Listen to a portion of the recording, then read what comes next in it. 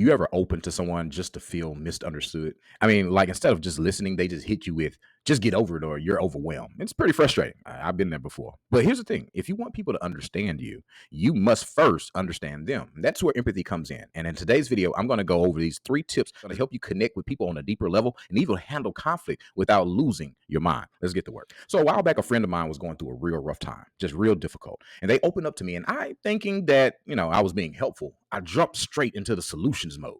I said things like, you need to just think positive. I'm a coach, so I'm just going into it. And I also said, like, have you tried doing this or have you tried doing that? And I never forget this response. It just hit me. It really hit me. They sighed and they said, I don't need you to fix it. I just need you to listen. That really hit me. That hit me hard because I realized I wasn't actually being empathetic. I was just trying to solve their solution, trying to solve their problem, going to solving mode. So what is empathy and what do we do when we're struggling with it? So empathy isn't really about problems. It's not about fixing someone's problems. It's about feeling with them. It's really about stepping into their world and seeing things from their perspective without placing judgment.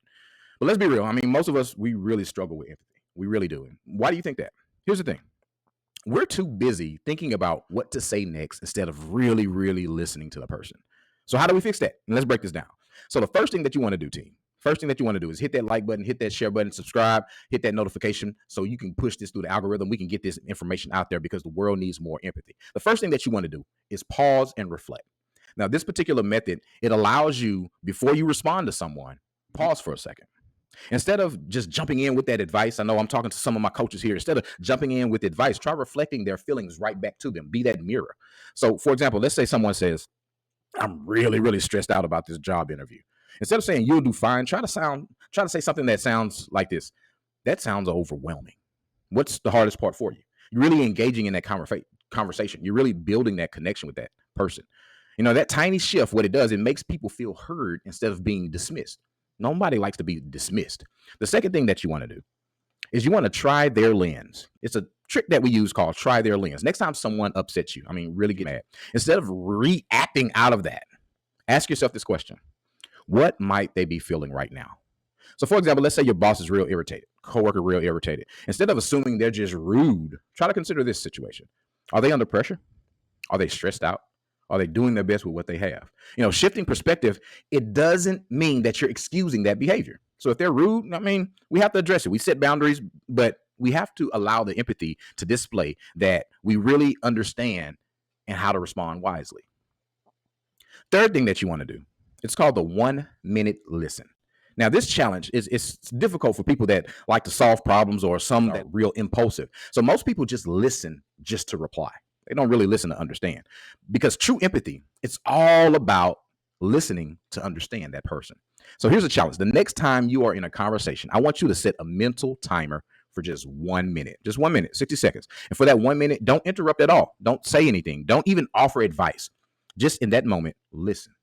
And then if you do this, I bet you'll be amazed at how much more connected you feel to that person. Now, for those that like to give advice, for those coaches, it's going to be a little difficult at first. That's why I want you to set that mental timer. Set that 60-second mental timer. Now, imagine your partner, your spouse, your friend, your roommate, it comes home frustrated. Instead of just brushing it off, say something like, sounds like today was really rough. Do you want to talk about it? You make that position of opening yourself to them so they can be vulnerable with them. Or let's say you're at work. Instead of assuming your coworker is being real difficult, which, they might be. Switch your thinking to maybe they're under pressure. Let me approach this situation or approach them with some understanding. That's how empathy changes relationships. It turns the conflict that you're experiencing, it turns that into a connection.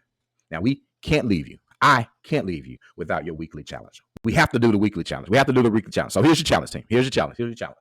I want you to try the 1-minute listening today.